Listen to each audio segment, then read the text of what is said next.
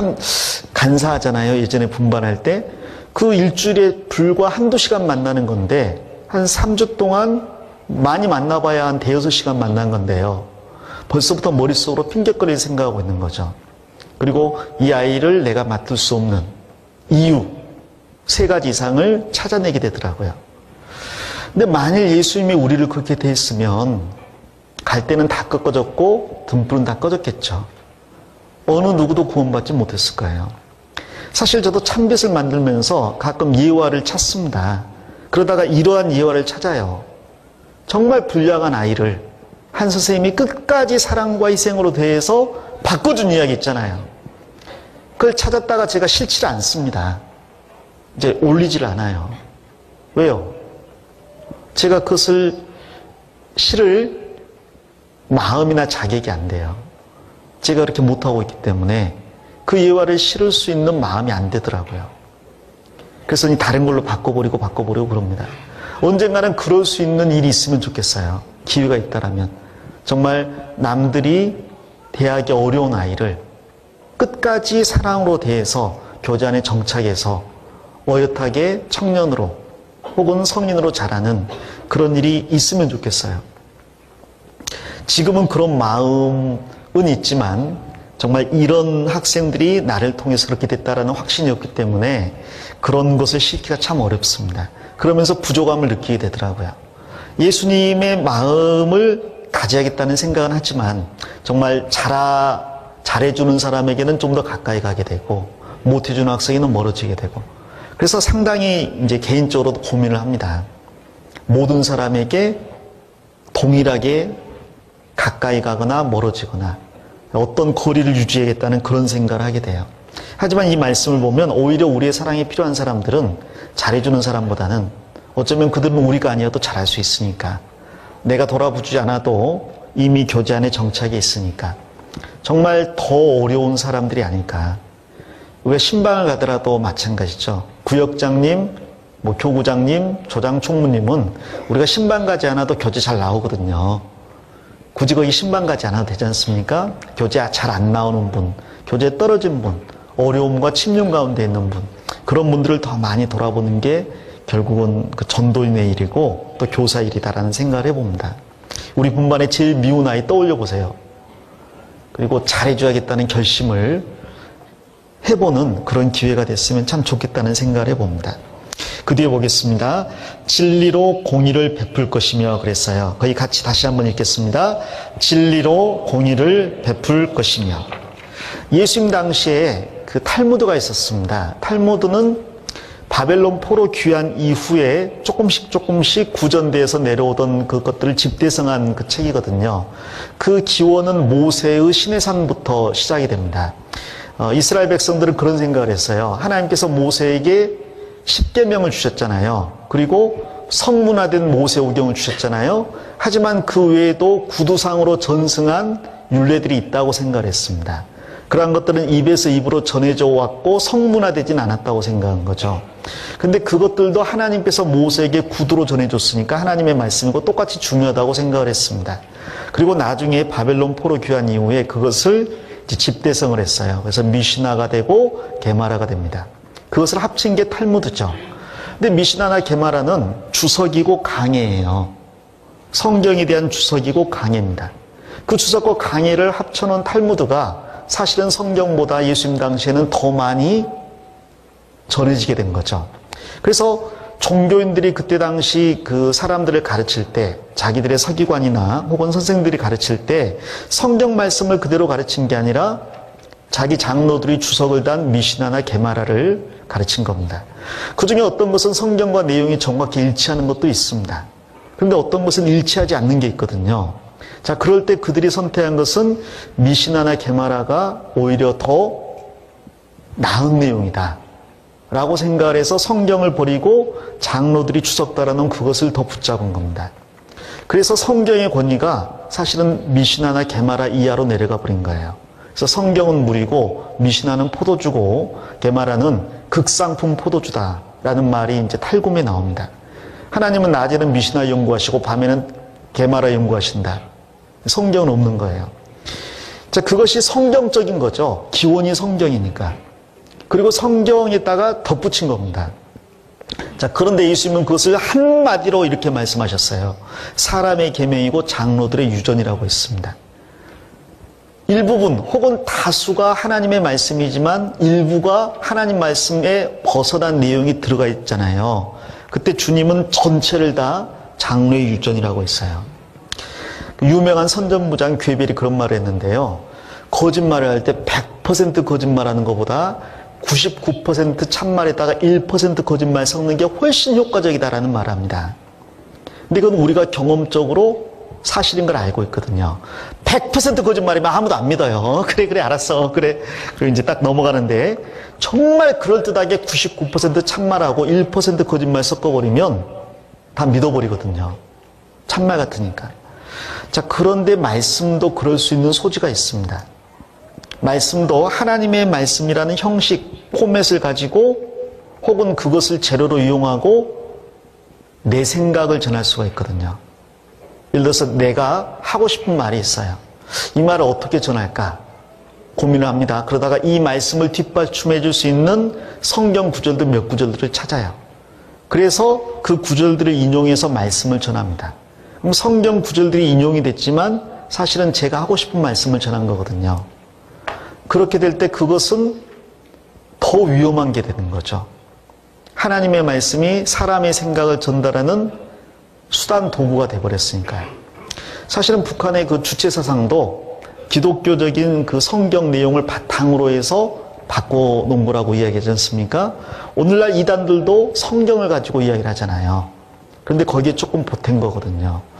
우리가 그 예수님께 배워야 될 가장 중요한 내용은 그분은 진리로 공의를 베풀며 그랬어요. 주님의 말씀은 전부 다 구약 성경에 있는 말씀 범위 내에서 전달이 된 겁니다. 시험 받으실 때도 모세 오경 안에서 말씀을 그대로 인용해서 시험을 물리치셨거든요. 어떤 질문을 받았을 때에도 너희가 이러한 것을 읽어보지 못하였느냐라는 말씀을 인용하시면서 하나님 말씀 내용을 그대로 설명하셨습니다. 우리가 교사로서 해야 될 가장 중요한 일이 그거라고 생각합니다. 사실 성경을 그대로 전달해 주는 건 굉장히 따분한 일이에요. 그리고 그걸 잘 전달해 주는 건 굉장히 어려운 일입니다. 그런데 우리가 가장 연구를 많이 해야 될 내용은 바로 그 부분이라는 거죠. 사실 적용은 다양하게 될 수가 있을 거예요. 그러나 본문은 한 가지 해석만 가지고 있다라고 이야기합니다. 관찰, 해석, 적용이라고 하잖아요. 잘 관찰해서 정확한 해석이 무엇인지를 알아내는 게 우리의 일이죠. 그리고 그것을 그대로 전달해 주는 게 우리의 일입니다. 그리고 적용하는 건 각 사람마다 다양하게 할 수가 있는 거예요. 근데 혹 우리가 성경 연구에 게을러지면 해석을 잘못해버리는 경우가 생길 수가 있고 혹은 적용을 엉뚱한 데 하는 경우가 생길 수가 있습니다. 그러면 완전히 틀려져 버리는 거죠. 그렇게 되면 진리로 공의를 베풀 것이며 이 부분이 어긋나 버려요. 말씀에서 넘어가 버리거나 벗어나 버리는 게 되는 겁니다. 이걸 가장 두려워했던 사람 중에 하나가 바로 바울 사도입니다. 우리가 잘 아는 고린도 후서 가보겠습니다. 먼저 고린도 전서를 보겠습니다. 고린도 전서 2장입니다.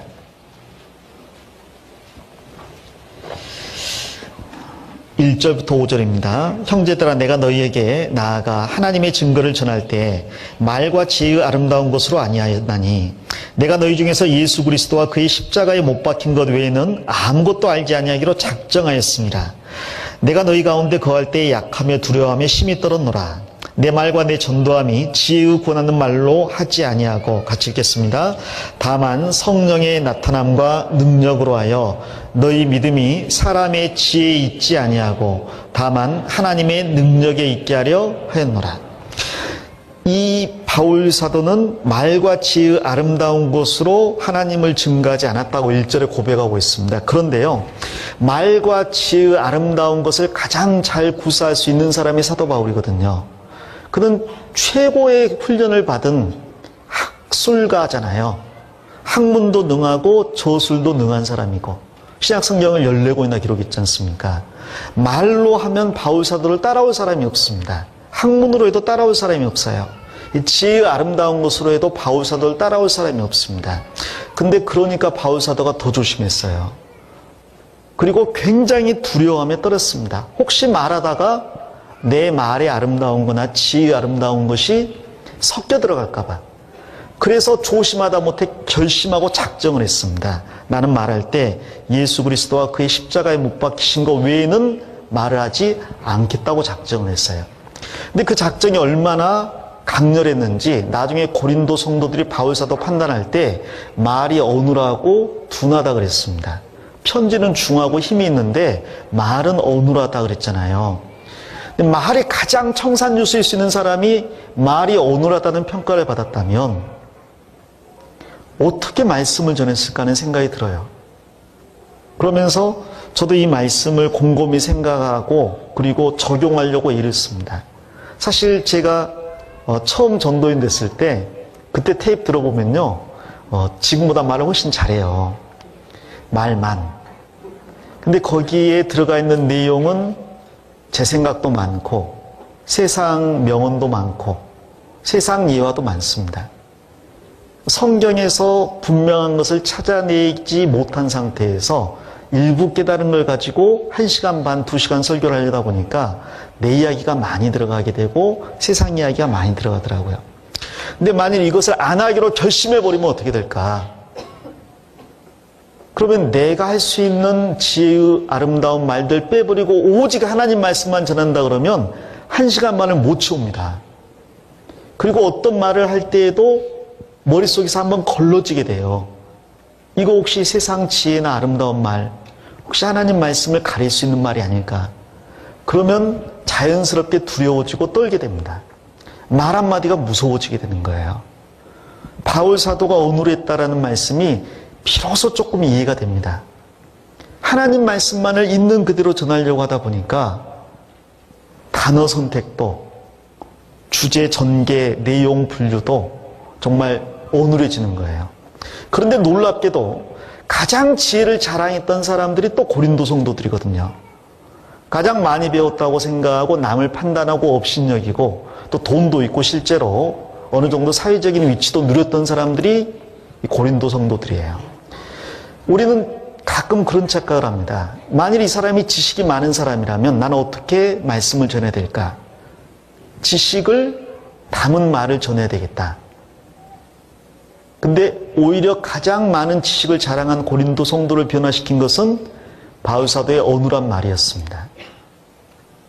우리는 여기에 대해서 교훈을 받아야 되겠어요.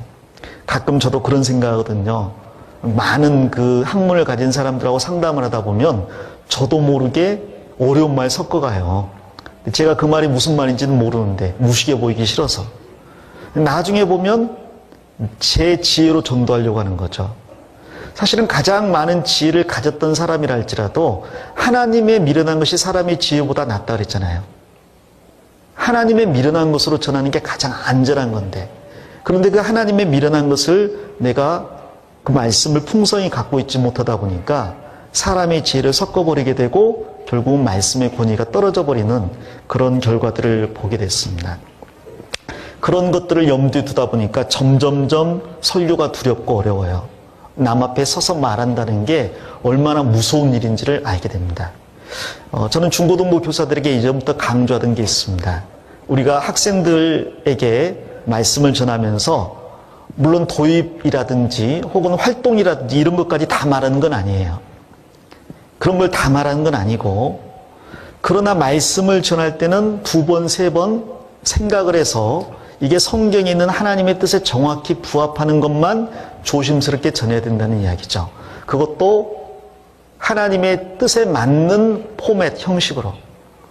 그것을 세상적인 형식에 담아서 전하면 안 되고요. 정말 하나님의 말씀에 맞는 형식으로 전달이 돼야 마땅하다는 생각을 해봅니다. 혹 하나님의 뜻에 맞는지 맞지 않는지 자신이 없다면 말을 안 하는 게 어쩌면 더 안전할 수 있을 거라는 생각을 해봅니다. 한마디를 하더라도 정말 깨달은 말, 그리고 하나님의 말씀을 한다라면 교회에서 1만 마디 방언하는 것보다 깨달은 5마디 말하는 게 낫다 그랬잖아요. 그래서 어쩌면요, 우리 교사들이 가르쳐야 된다는 부담에서 벗어나는 것이 또 필요하겠다는 생각을 해봅니다. 무언가 물어볼 때 모른다고 대답하는 것을 부끄러워할 필요는 없는 거고요. 가르칠 때 같은 말을 반복하는 것을 주저할 필요는 없는 거고, 또 아는 범위를 넘어서서 굳이 하려고 노력하지 않아도 된다는 그런 말씀을 드리고 싶습니다. 다시 이제 본문 가보겠습니다. 이사야서 42장입니다. 4절입니다. 같이 읽겠습니다. 그는 쇠하지 아니하며 낙담하지 아니하고 세상에 공의를 세우기에 이르리니 섬들이 그 교훈을 앙망하리라. 이 가장 중요한 우리 분반교사의 요건이 나와 있는 것 같아요. 낙담하지 아니하며 쇠하지 아니하며 그랬잖아요. 사실 우리가 할 수 있는 가장 큰 잘못이 교사로서 낙심하는 것 혹은 쇠하는 것이라고 생각합니다.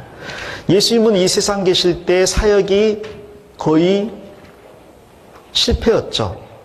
어떤 때는 성공처럼 보이는데 예수님이 그 자리를 떠나버렸어요. 예를 들어서 많은 사람의 병을 고쳐줄 때 무리 수많이 예수님을 따랐잖아요. 그것을 이어갈 수도 있었을 텐데 영적인 이야기로 주제를 돌리시다가 사람들이 다 떠나버리지 않습니까?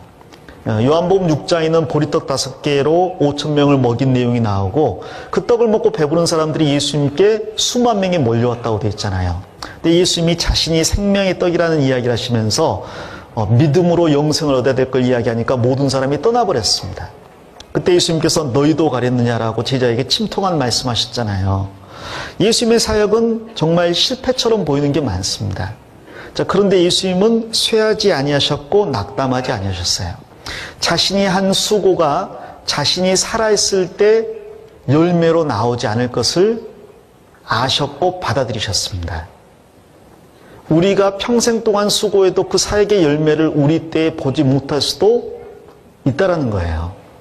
하지만 예수님은 그분의 사역이 결코 하나님 앞에 헛되지 않다는 확신은 있었죠. 그러니까 십자가에 죽으실 때까지 아무런 열매가 안 보였어도 낙담하거나 쇠하지 않았습니다. 우리는 어쩌면 너무 열매를 빨리 보고 싶어하는 마음이 있을 수 있을 거예요. 내가 분반하고 있는 1년 동안 성공 신화를 써봐야겠다는 생각이 있을 수가 있습니다. 모든 사람에게 마찬가지죠. 우리 분반을 내가 한번 근데 그 의욕은 좋은데 그 의욕이 만일 내 자신을 넘어지게 한다면 다스릴 수 있어야 되겠어요. 저희도 외국에 단기 선교를 보통 가지 않습니까? 6개월 가는 경우가 많죠. 근데 6개월 가기 전에 마음속에 저도 항상 그 생각을 하고 또 가는 다른 선교사님한테도 종종 그런 이야기를 합니다. 6개월 동안 어떤 성공 신화를 써보려고 욕심을 부리지 말라는 말씀을 드려요. 제 자신도 2번 정도 그 단기 선교를 갔기 때문에 그러한 그 경험이 있습니다. 내가 갔으니까 잘 됐으면 좋겠잖아요. 그리고 정말 잘 되기를 바라는 마음에서 최선을 다합니다. 그런데 열매가 안 나타나는 경우들도 종종 있거든요. 근데 그러다 보면 내가 무능한 것 같고 낙심이 되고 나 아니고 다른 사람이 하면 더 잘했을 텐데 내가 해서 혹시 실패했을까 그런 생각을 해봐요. 근데 그런 생각을 하면 그게 얼굴에 드러나게 되는 거죠. 그리고 학생들이 가장 낙담하게 되는 게 교사가 낙담할 때라고 생각을 합니다. 선생님이 내가 이걸 계속 해야 될지 모르겠다. 너희들은 변하는 것도 없고 나도 지금 취업도 안 돼서 오수하고 있는데 계속 이 일을 하는 것이 나한테 맞을지 모르겠다. 이 말 한마디를 자기 공개 반응으로 했어요. 그런데 그것은 그동안 선생님을 믿고 따라온 아이들에게 청천벽력 같은 소리거든요. 사실 모든 청소년들은 그 나이 때에 우러러볼 누군가를 찾습니다. 자기 자신이 본받고 싶은 누군가를 찾아요. 영웅을 찾죠. 그 영웅 안에서 뭔가가 고귀한 걸 발견하는 거예요. 그리고 그 고귀한 것을 나 자신도 마음속에 새기고 그런 삶을 살아야겠다는 어떤 도전과 결심을 하게 되잖아요. 그러니까 세상에는 그 슈퍼 히어로 영화들이 많잖아요. 슈퍼맨. 그 힘을 가지고 어려운 사람을 도와주잖아요. 스파이더맨. 자기는 피자 배달하지만 그러나 어려운 사람은 도와주지 않습니까? 그런 사람들을 보면서 나도 그런 삶을 살아야겠다는 생각을 하거든요. 그런데 어느 날 갑자기 자신이 생각하던 본받아야 되겠다는 사람이 무릎을 꿇고 눈물을 흘리거나 낙심하거나 혹은 퇴보하고 침륜에 빠져 있는 모습을 볼 때 그것들은 학생들에게 굉장히 큰 충격이 될 수가 있습니다. 전도인도 울고 싶을 때가 있죠. 뭐 이제 성령에 감동돼서 우는 거 말고요. 그냥 힘들어서 이 강당에 올라가고 너무 힘들어요. 그러면 그럼 어떻게 될 것 같아요? 아, 우리 목사님이 힘드시구나. 우리가 더 힘을 내자 이럴 것 같습니까? 그건 아니잖아요. 정말 어떤 목사님이 저한테 그런 조언을 해주셨어요. 지갑에 돈 10만 원 넣어 가지고 다니라고. 빈궁한테 내지 말고 그런 말씀하시더라고요. 그래서 제가 이제 빈궁한테 안 내려고 100만 원 정도는 제가 항상 서랍에다 이렇게 넣어놓고 다닙니다. 이제 필요하면 이제 쫙쫙 이렇게 이제 꺼내 쓰는 거죠. 자, 그런 것들은 어떻게 보면 허세이지만 또 어떻게 보면 많은 사람들에게는 필요한 부분이 될 수도 있어요. 다른 사람들 앞에 서 있는 만큼 그 위치가 중요합니다. 우리가 만일 낙심하게 되면 어쩌면 나를 통해서 더 많은 사람들이 낙심할지 몰라요. 그런데 낙심할 수 있는 상황에서도 정말 하나님을 의지하고 서 있는 모습을 보여준다면 그 하나만 가지고도 많은 사람들에게 내가 알지 못하는 설교를 하고 있는 거예요. 저는 종종 그런 이야기 듣습니다. 또 종종 그런 경험을 합니다. 이렇게 전교수 와가지고 20년째 참석하고 있는 교사를 볼 때 그분하고 한마디 말을 안 나누어도 정말 힘이 되고 감사가 되죠. 10년째 전교수에 오고 있는 분들 볼 때 20년 되는 분들 볼 때 처녀 때 봤는데 아주머니 돼가지고도 이게 아이들 안고 나오시는 모습 볼 때 젊었을 때 봤는데 지금 흰머리 나가지고도 오시는 분들 볼 때 한마디 대화를 안 나누어도 엄청난 힘을 얻고 있거든요. 학생들도 마찬가지일 겁니다. 내가 8살 때 나를 가르쳐주던 그 선생님이 이제 결혼할 때 보니까 지금도 교회 학교에서 아이들을 가르친다. 물론 그 학생과 대화를 안 나눌 수도 있겠지만 사실 그 학생은 많은 것을 나로부터 보고 배우는 겁니다. 예수님은 낙심하지 않으셨습니다. 낙심할 수 있는 모든 환경에서 절대 낙심하지 않으셨습니다. 사역의 열매가 안 보였지만 좌절하지 않으셨습니다. 끝까지 주님을 의지하고 공의를 세워나가셨습니다. 그리고 그 열매를 하나님께서 예수님의 죽음 이후에 교회로서 보여주셨어요. 우리도 그 교회 안에 있습니다.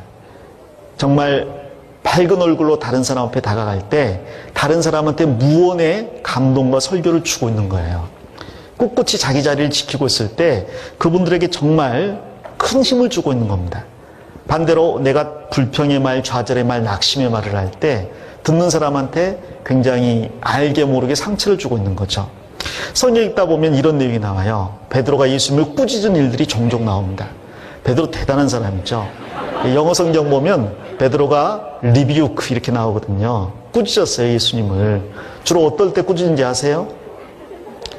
예수님께서 내가 예루살렘 올라가면 십자가에 못 박혀서 죽고 고난받고 3일 만에 예수님 그런 말 좀 하지 마세요. 좀 힘 빠지게 지금 그게 무슨 말입니까? 근데 얼핏 들으면 그 이해가 돼요. 아니 지금 마음속에는 예루살렘 가면 왕 될 생각이 그리고 우리는 신하 될 생각이 가득 차 있는데 인자가 예루살렘 올라가면 제사장에게 많은 고난을 받고 채찍에 맞고 십자가에 못 박혀 죽어야 하리라. 그러면 그 내용을 이해 못하는 상태에서 낙담이 될 수 있잖아요. 그래서 아마 꾸짖었을지 모르겠어요. 자, 그런데 어쩌면 이제 터무니없는 말이 될 수도 있겠지만 우리에게도 그런 것이 적용이 될 수 있다고 생각합니다.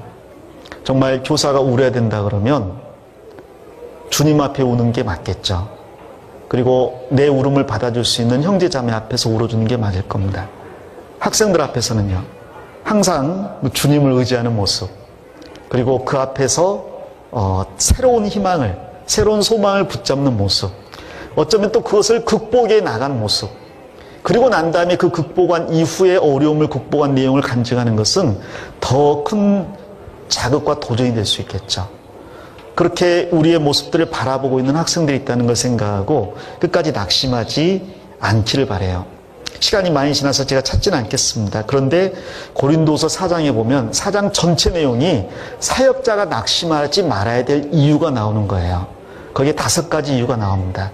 우리가 왜 낙심하지 말아야 되는가? 4장 전체가 그래요. 숙제입니다. 오늘 저녁에 한번 읽어보시고 마음속에 낙심하지 않기를 결심하면 좋겠습니다. 자, 그럴 때 그것이 우리가 하는 일이라면 주님이 해주시는 일이 있습니다. 6절입니다. 나 여호와가 의로 너를 불렀은즉 내가 내 손을 잡아 너를 보호하며 너를 세워 백성의 언약과 이방의 빛이 되게 하리니. 줄이면 내가 하리니가 되는 거죠. 내가 할 일은 2절부터 1절부터 4절이라면 주님이 해주시는 일은 6절과 7절입니다. 나를 따라오너라 내가 너로 사람 낚는 어부가 되게 하리라 그러셨잖아요. 따라가는 건 베드로가 할 일이죠. 사람 낚는 어부가 되게 해주는 건 누가 하실 일이에요? 그건 주님이 하실 일입니다. 내가 하리라 그랬으니까요. 아브라함에게 내가 하리라라는 명령, 약속을 주셨어요. 아브라함은 본토 친척 아비집을 떠나는 것이 자기가 할 일입니다. 그런데 복의 근원이 되게 해주는 건 하나님이 하실 일이에요. 자, 내가 해야 될 일이 있습니다.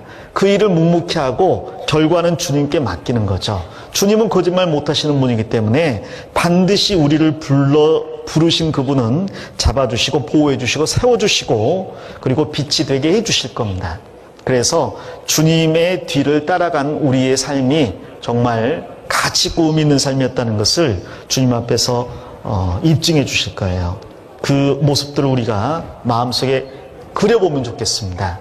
주님 앞에 영광받을 나의 모습, 주님 앞에서 칭찬받을 나의 모습, 또 주님 앞에서 쓰임받음으로써 나로 인해 태어나는 새로운 열매들을 바라보는 그런 모습들, 그런 것들을 거룩하게 상상하는 가운데에서 오늘 우리에게 주어진 분반을 우리가 충실하게 감당해 나갔으면 좋겠습니다. 기도하고 마치겠습니다. 하나님 아버지 감사합니다. 저희들에게 분반 학생들을 맡겨주심에 감사드립니다. 저희들이 어리석고 연약하고 또한 지혜가 없어서 이 학생들을 하나님의 뜻에 맞게 인도해 나가는데 너무나 어려움이 많습니다. 오직 주님께만 간구하오니 주님께서 부르셨은즉 주님께서 우리를 사용하셔서 주님의 뜻을 세워주시옵소서. 우리에게 배우는 한 아이도 실족하지 않고 주님 오시는 그날 주님 앞에 바른 모습으로 설 수 있도록 저희를 귀하게 사용해 주시옵소서. 예수님 이름으로 기도합니다. 아멘. 예, 수고하셨습니다.